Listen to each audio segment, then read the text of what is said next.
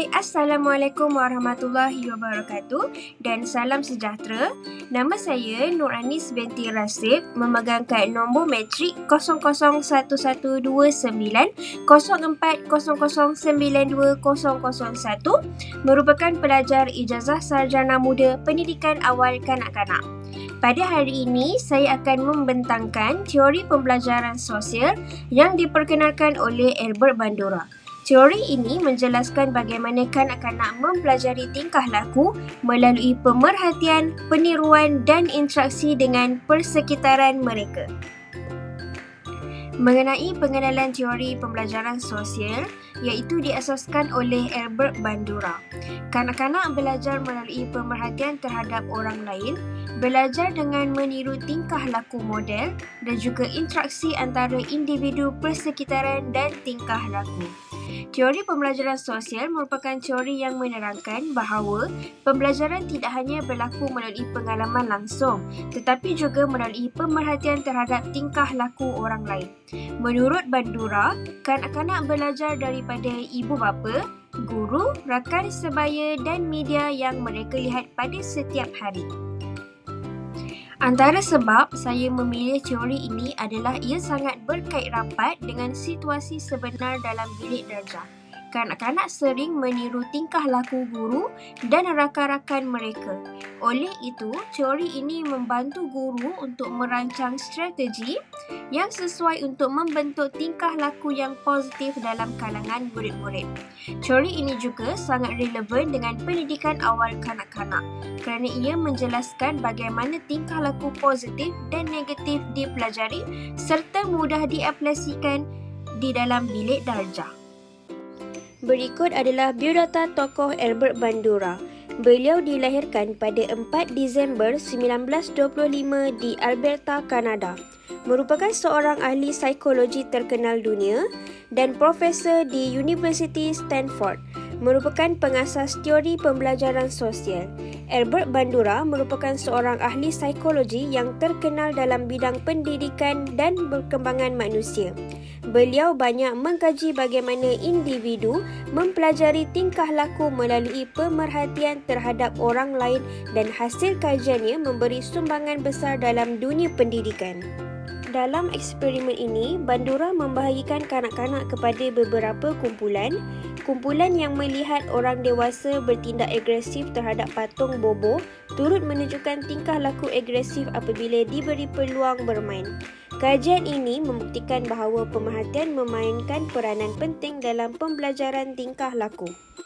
Seterusnya adalah konsep utama teori. Melalui pemerhatian, kanak-kanak memerhati tingkah laku model. Peniruan iaitu kanak-kanak meniru tingkah laku tersebut. Pemodelan model menjadi contoh dan rujukan dalam pembelajaran serta pengukuhan iaitu ganjaran atau pujian pengukuhan tingkah laku yang positif.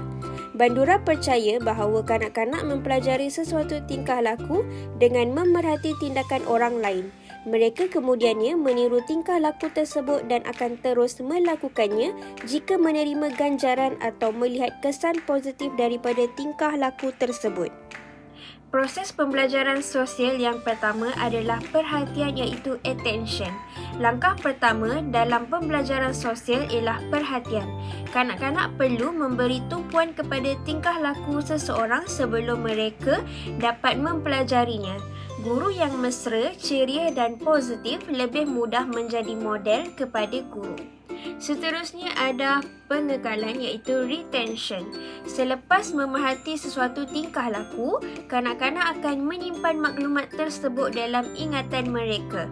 Mereka akan mengingati perlakuan yang dilihat dan menggunakannya semula apabila diperlukan. Seterusnya adalah penghasilan semula reproduction. Pada peringkat ini, kanak-kanak cuba melakukan semula tingkah laku yang telah diperhatikan. Sebagai contoh, murid mungkin meniru cara cakap guru dengan sopan atau membantu rakan-rakan mereka. Seterusnya yang keempat adalah motivasi iaitu motivation. Kanak-kanak akan lebih bermotivasi untuk mengulangi sesuatu tingkah laku jika mereka mendapat pujian, penghargaan atau melihat orang lain menerima ganjaran atas tingkah laku tersebut. Seterusnya adalah pengaplikasi teori dalam PDPC. Dalam PDPC, guru boleh menunjukkan contoh tingkah laku yang baik seperti memberi salam, bekerjasama dan menghormati orang lain. Murid akan memerhati dan meniru tingkah laku tersebut. Guru juga boleh menggunakan aktiviti berkumpulan bagi menggalakkan pembelajaran sosial berlaku secara aktif. Aplikasi dalam bilik darjah, guru perlulah menjadi role model yang baik, menunjukkan tingkah laku yang positif dan juga aktiviti pembelajaran kooperatif serta demonstrasi sebelum aktiviti dan memberikan pujian kepada murid.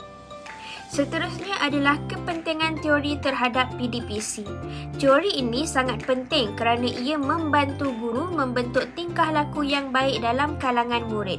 Melalui contoh yang positif, murid dapat mempelajari nilai murni, kemahiran sosial dan cara berinteraksi dengan orang lain secara berkesan.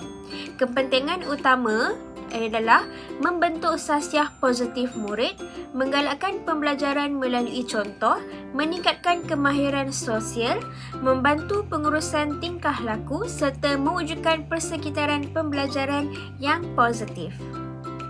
Sebagai kesimpulan, teori pembelajaran sosial Albert Bandura menjelaskan bahawa tingkah laku kanak-kanak dipengaruhi oleh pemerhatian terhadap orang di sekeliling mereka.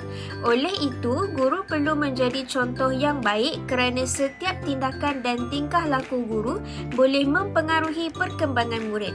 Pengaplikasi teori ini dalam PDPC bukan sahaja membantu meningkatkan pembelajaran, malah membentuk sasiah dan tingkah laku yang positif yang dapat diamalkan oleh murid dalam kehidupan seharian.